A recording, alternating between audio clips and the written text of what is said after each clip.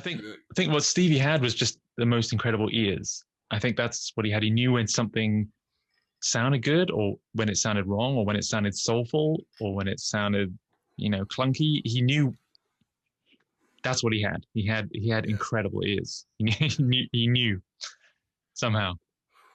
Yeah.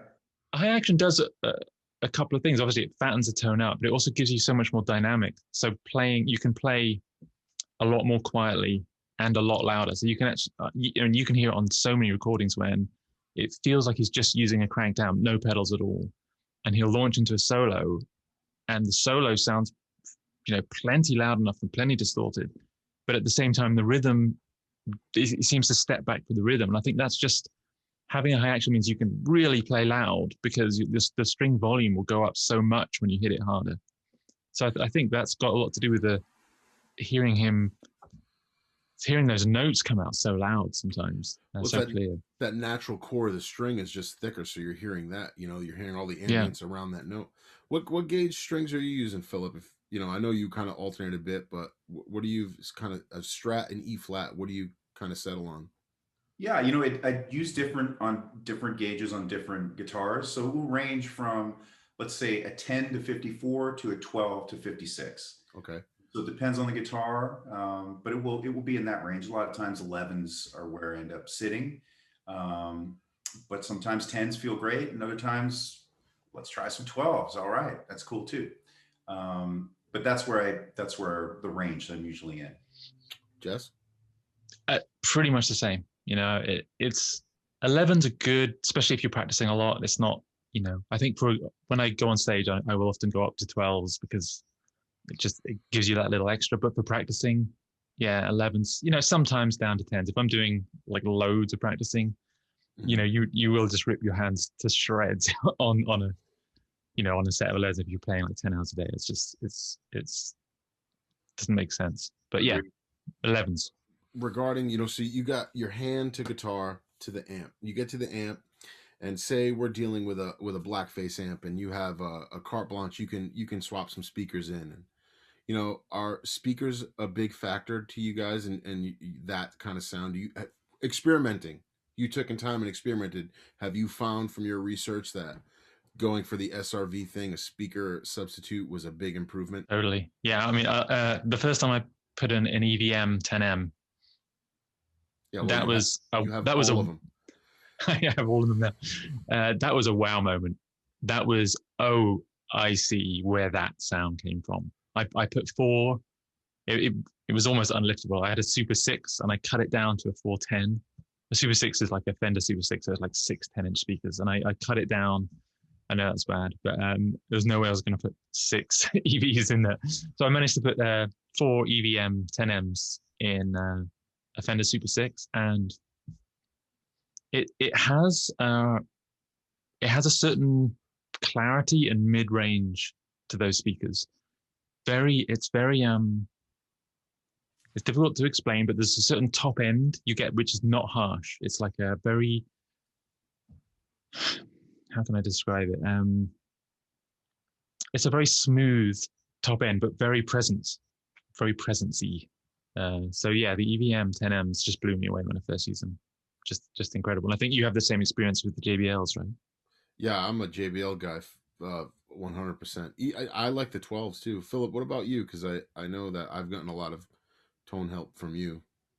So it's all been done, man. It's all been done. You just read up, listen to other people, and play what you like, right? So I think ultimately, learned a lot of stuff from Tommy Cougar, and different suggestions, trying different speakers, and but I have to say, yes to EV and JBL speakers, definitely. I mean, if you want to get the thunk out of them, like you gotta have that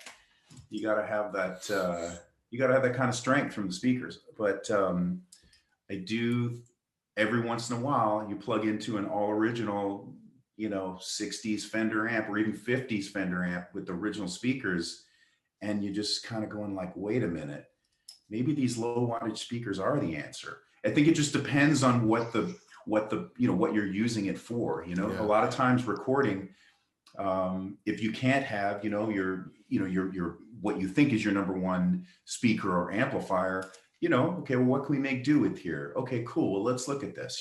These are, old Jensens in this amp, and they got dust on them, and I don't know, are these going to blow? But they record in a way that's like beautiful. So the answer is yes to all. My preference are definitely EV or JBL, but not to also like turn your nose up at vintage speakers, because they sometimes they sound great, especially right before they blow up.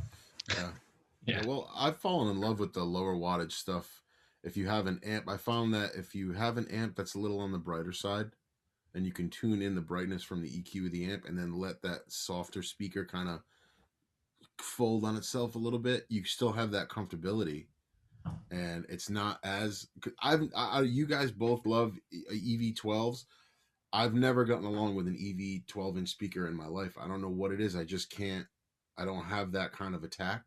The JBLs have always done that little bit of better sparkle, but I could not get along with an EV speaker. And I've tried to chisel 410s from Jesse's hands, and he won't let it happen. But he has them. I remember going to his house, and he's like, "Yeah, just a pile of them over there." And the iconic speaker that you can't find. He's just got, It's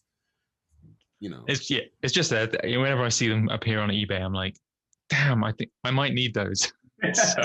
so yeah. But zero. And then, finding different ways, like those Fane speakers, a different solution, or Altec. I've had a lot of luck with the Altec speakers, and there's a I think you're coming. Sorry, you carry on. No, I don't want to interrupt you. Well, I think what you're touching on there again is that ears thing. I think you can, if you work with it, you can make anything work.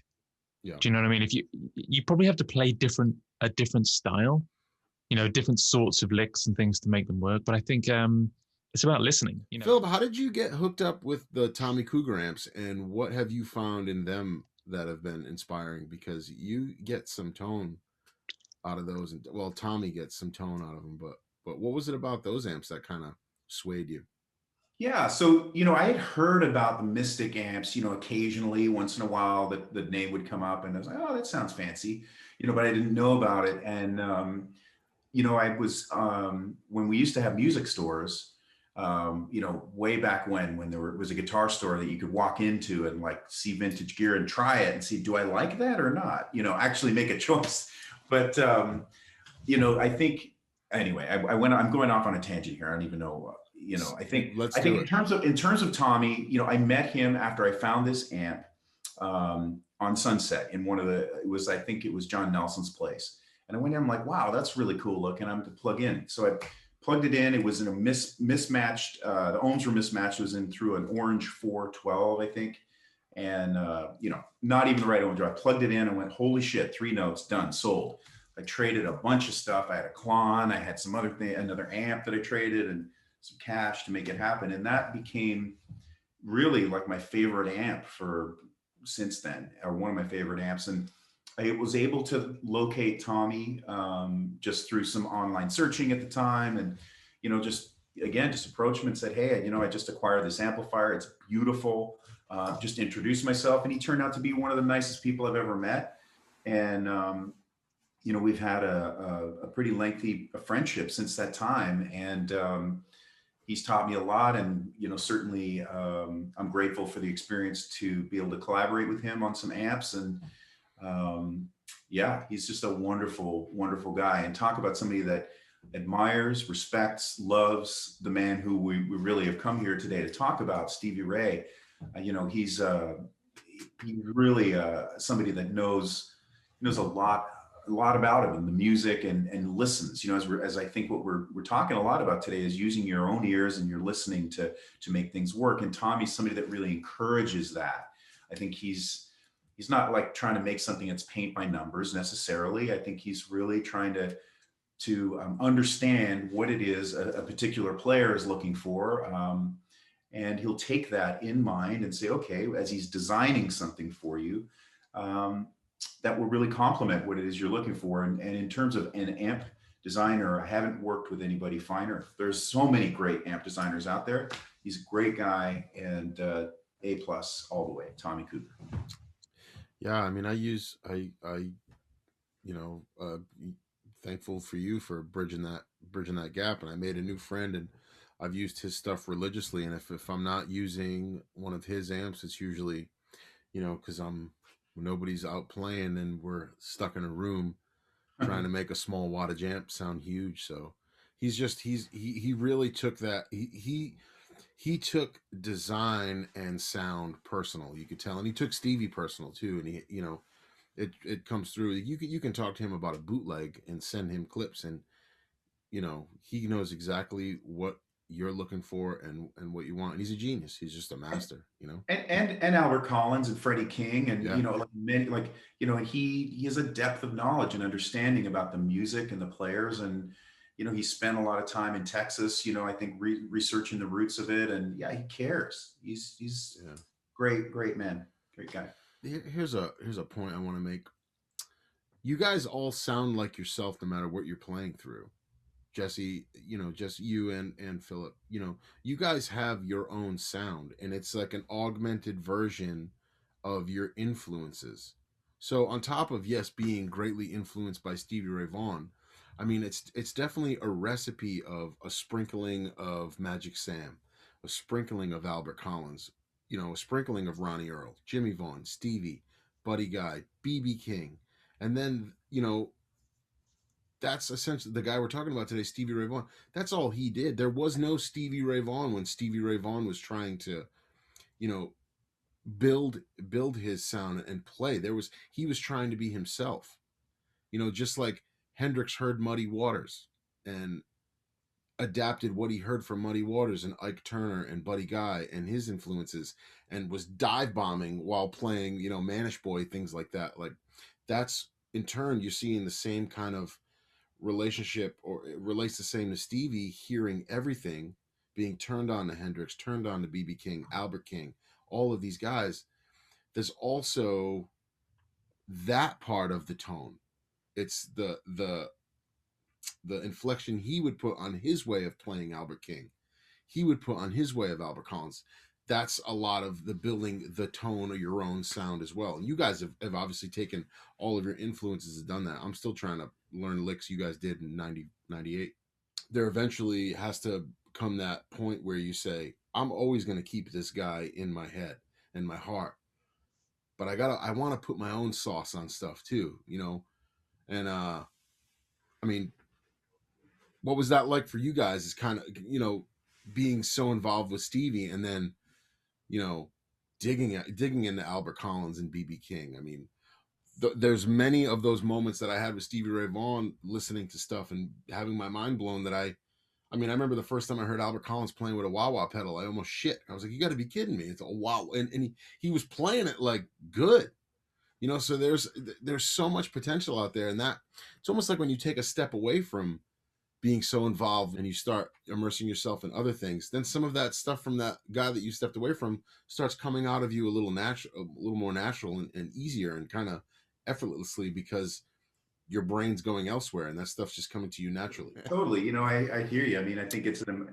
a curry, it's a gumbo of all of the music.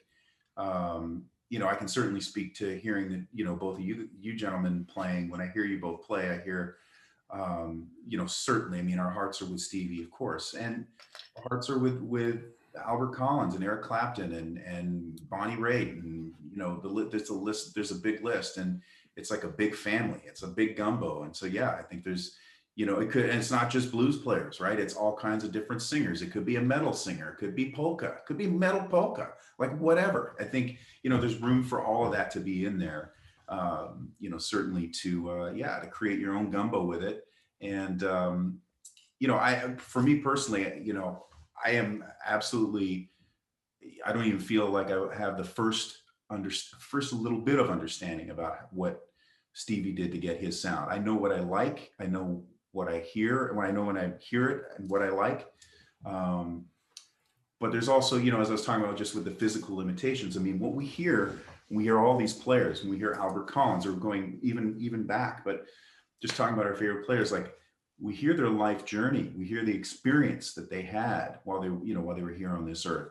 I can't understand what Stevie had to grow up and live through, you know, in his lifetime. You know, hear about him sleeping on pool tables and having a terrible addiction since he was a very young guy, you know, like the trauma that he had to live through. Same with all the artists that we look up to, whether it's, you know, people of color or not, but, you know, not being able to drink from the same water fountains. Like we don't, the pain and what they endured that's coming through. I think all of that goes into the tone that we hear. For me, all of that goes into what makes these beautiful musicians sound the way they do. Yes, there's a technical aspect, but I really believe that there's also a spiritual aspect to it, and it's something that no one's going to play like Stevie. I mean, you can play and sound like him because we love him, and it feels so good to even hear something that might remind us of it. But I mean, you know, it's like trying to play ball like Michael Jordan. It's like we're going to watch those videos and we're going to try to learn as much as we can of those moves, and you know, try to run with it in our own way. You know, always being grateful to the people that have come before. But I really do think that there is something about the spirit energy of these types of ninjas, you know, top ninjas, that is also part of why they sound the way they do, because they did not live easy lives. Stevie Ray Vaughan was famous for a period of time, but he lived a fucking hard life before that, right? So that's something to remember, that, you know, it's not just technical ability. It's not just, you know, yeah, anyway, for me, and I'm not saying for any, you know, like you guys don't have to agree with that, but for me, I completely agree. I completely agree. Yeah, I think that it's your personality, that yeah, the create. I mean, I think everyone, like for me, when I was learning to play guitar, you know, when I was a kid, I think I'm sure it's the same for a lot of people. I kind of almost thought that I could be Stevie. Do you know what I mean? Like somehow could step into his shoes if I practiced. That's, looking back on it was absolutely ridiculous. If I could go back and just knock myself on the head and say, just do your own thing. It doesn't matter. You're always going to be you, no matter what. Your personality is just going to make you play the way you do. You can't help that. And I think it's when I started realizing that, like, oh yeah, there's only one Stevie. There'll never be another Stevie. It's or Albert King or whatever. It's like, look at Albert King's personality. It's like that's in his playing. He's like this giant, powerful guy, and it's like, well, how does he play? Giant, powerful. You know, I feel like there's something. You know, we could totally go into the spiritual side of it. I feel that there's something very deep there, which is probably what music is about. So I think as a guitar player, and I'm sure you feel exactly the same, is never to forget that that's the point of it. That's the point of playing guitar, is to try and communicate something that you can't with words, or try and make a connection with people that you can't do in another way. And so, yeah, I completely agree. I was doing an interview for my friend's YouTube channel the other day. I just sat and thought for a minute, those heroes, or that people that could evoke emotion out of you, you know, most of them couldn't write a full sentence on a piece of paper. Most of them couldn't do basic math, but yet they could put words in a sentence and play it with the feeling and just cripple you emotionally. If you were somebody that got it and received it, I mean, think about that. Think about that. Some people call that a disadvantage, but that's like a superpower. Yeah. You know, you get these guys up there that, you know, BB King can hit one note and crush a crowd. Oh, yeah. Superman. If you guys had to pick one song with your favorite tone on it, what would it be? SRV tone. Just one. Yeah, that's an easy question. I mean, come on, man. That is. Can you just start? Like, can you say all of them? Like, because there's not. I mean, they're all great. You know, probably if you ask me tomorrow, it'll be a different answer as it would from the next day, like all of them. But let's say Lenny for today, the recording from Texas Flood of Lenny.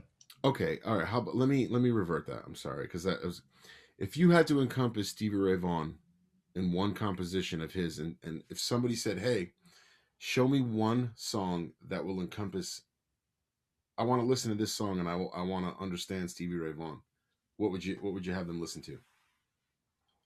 For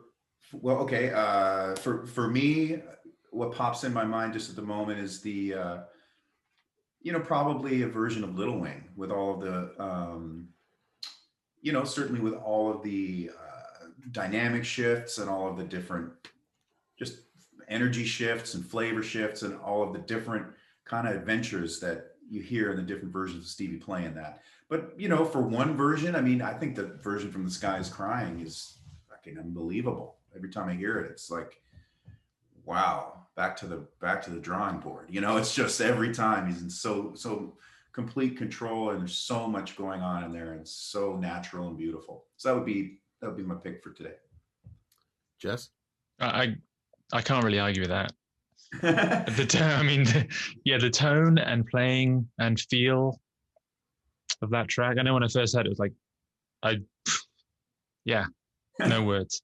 No words. Yeah, I agree. I mean, I think people probably say Texas Flood, and that's a good example too, but I think Little Wing is maybe more focused in on some of those finesse moments, and yeah. If you're talking live recordings, though, that might be a different story. Hold on. We'll get there in a minute. But I don't mean to jump on your jock there, Phil, but Lenny would be, because it has that lush, beautiful playing, and then when he starts doing that down at the first fret stuff, and then he goes up into the 12th fret, you're kind of getting a look of all sides. You're hearing him, kiss you first. You're getting a little foreplay, and then you're getting him just sending it home, and that would be that song is still beautiful. I can listen to that and just kind of, get something in my eye. It's just float away, right? Just it's so perfect. It's like it's Hendrix's May This Be Love. It's all that One Rainy Rish. You listen to that stuff with the headphones on, you sit back and you're like, oh, it's 17 hours later and I've been listening to this record. Oh my God. Like timeless. Absolutely timeless. So can you recommend a live bootleg to the audience? If somebody is a fan, they need to hear this live show. Phil? I'm going to say that it's probably between 1988 and 1990 for a Stevie bootleg. I don't know what it is with you guys. I think, honestly, like the shows I've been hearing from 1990 are just out of this world. I just can't even believe the amount of there's restraint, but I don't even know what happened. It's like he went to another level in 1990. For when I hear it, it's just another evolution. It's like he went through to the next step. So 1990 bootleg. There was something that I was listening to from, was it New Jersey? I think I sent it to you recently, and I just couldn't get over how it's like a whole other level. Because 89, when we hear the bootlegs, another one that's like a real close top one for me is the one that was recorded during the tour with Jeff Beck, and I think was done either in Denver, in Colorado, or New Mexico. The Last Farewell. It's got different names, and it's been released in different ways a couple times, but like sort of that era through just around the time when he passed, it's like so next level. I can't believe it. So I don't know if that answers the question, because that's a long period of time, but anything in that, and it's kind of like, so that's for me. Thanks for asking. Yeah, I can't disagree with that. I think it was for me, it was called The Last Farewell, like Nick just mentioned. I think it was maybe Albuquerque, but it was a broadcast on the radio, and you need to listen to the one that was broadcast on the radio because it was super compressed and sort of fat and massive. If you listen to the actual other recording, it's a little bit more sort of subdued, but the radio broadcast, some of the Leave My Little Girl Alone on that recording, it's like you say, another level. I can hear some of the 80s stuff and think, I kind of get a little bit close to that. Maybe you hear the 90s stuff and I'm like, oh yeah, I mean, I don't even know. I don't even know what that is. On that, The Last Farewell, that's probably some of the best fuzz recorded tone ever. Nuts. And I feel it's a silicon fuzz, and I feel he's definitely using a treble bleed because he's all over the volume control, And just listen to the intro of Voodoo Child, and you can hear him just doing what Jimmy did and rolling back. But I think that he was kind of probably hooked up with Cesar Diaz by then, and Cesar always had some little tricks. I had read somewhere that Cesar preferred a value, so I'm sure that some things were hipped, and especially if he was using Cesar's pedals, or Caesar's fuzz built into his enclosure. Caesar probably said, hey, I mean, and I'm not speaking for Caesar, but I'm sure there was that conversation of, if you just do this, you can get that crystalline tone when you roll back. And, some of those things. But The Last Farewell is probably some of the best recorded fuzz tone. And if anybody wants to use it as a reference, he does, the bootleg is called The Last Farewell. And listen to the intro of Voodoo Child. When the band comes in, it's just, if you have headphones on, you'll have to take them off because it's searing. And, So I think he's doing something quite different. There was a definite transition in tone between, you can hear it very obviously between 83 and 90. It's like, but you can hear it kind of happen. But I think it happened maybe during the Instep album. And so I think, I'm interested to know what you and Phil think of this, but I think he had originally used things like super reverbs and he'd cranked them. So even without a pedal on, they'd sound fairly broken up and quite glassy. And then in 1990, he's using, much more the steel string singer and the Marshall majors. And I think he's running them more clean, like on the edge of breakup. So he's actually getting much more of his tone from the pedals. And I think that explains why the fuzz sounds more exaggerated, because a fuzz into a cleaner amp definitely makes more of it's much fatter it needs to be on the edge of breakup, but so I feel like there was a transition in what he was doing with his amps, probably from messing around in the studio from the Instep album. Yeah, I mean, Jesse, I totally agree with that, and I think that's something that I was thinking about as well coming to this conversation today. Nick, thank you for putting this together, and I think just obviously the opportunity to talk about one of our favorites, if not our favorite of all time, and his tone, from, as you were saying, Jesse, I think it's like really a lot cleaner than I think what at that in that era, a lot cleaner than what I think even what I had realized. And the more of the bootlegs that I listened to, the more of the live stuff, it's really clean. Like there is no extra sag there. It's just right in your face and very clean and very clear. Even with the fun, like there's a lot more clarity to the tone. So as much as we've been talking about taking a Fender amp and cranking it to 10 or whatever, right, which is part of it, Jesse, what you were saying, he's got these 200 watt, 150 watt amplifiers. There's a lot going on here, and the tone, when you really listen to it, like there is no extra gain to hide anything in there. I mean, that playing is naked. It is like, and it's, yeah, again, a testament to to his abilities, really. Well, it's so clean. A point too is when he got clean himself, he said you can hear better and you can see better.